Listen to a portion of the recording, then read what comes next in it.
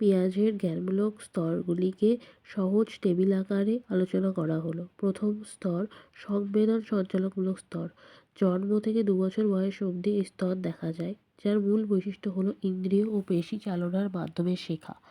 দ্বিতীয় বৈশিষ্ট্য বস্তুর স্থায়িত্ব, অর্থাৎ চোখের আড়াল হলেও বস্তুটি অস্তিত্ব আছে, বাচ্চারা এটাই মনে করে।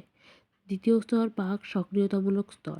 2 থেকে 7 বছর পর্যন্ত এই স্তরটি বিরাজ করে, যার মূল বৈশিষ্ট্য হলো ইগোসেন্ট্রিজম, নিজের দৃষ্টিভঙ্গি ছাড়া অন্য কিছু এরা বোঝে না এই বয়সে।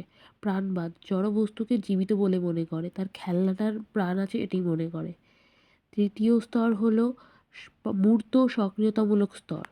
সাধারণত 7 থেকে 11 বছর বয়স অবধি এই স্তরটি দেখা যায়, যেখানে শিশু যুক্তিপূর্ণ চিন্তা করতে, বাস্তব এবং মূর্ত জিনিসের ক্ষেত্রে যুক্তি ব্যবহার করতে শেখে, জিনিসগুলিকে শ্রেণী অনুযায়ী শ্রেণীকরণ করতে শেখে, ভাগ করতে শেখে, রিভার্স করতে শেখে, সংখ্যাগুলিকে পেছন থেকে সামনে মানে 10, 9, 8, 11 করে কনভার্সেশন করতে শেখে।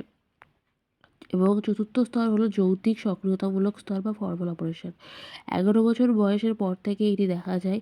এখানে বিমূর্ত চিন্তা, কাল্পনিক বা বিমূর্ত বিষয় নিয়ে ভাবতে পারা, হাইপোথিসিস ডেভেলপ করা, ভবিষ্যৎ অনুমান করা, প্রকল্প গঠন করা, বৈজ্ঞানিক পদ্ধতিতে সমস্যার সমাধান করতে পারা, এইগুলি দেখা যায়। আশা করি তোমরা এই বৈশিষ্ট্যগুলি সহজ ভাষায় বুঝতে পেরেছ। এটি একটি চেষ্টা সহজেই তোমাদের বৈশিষ্ট্যগুলি বোঝানোর জন্য।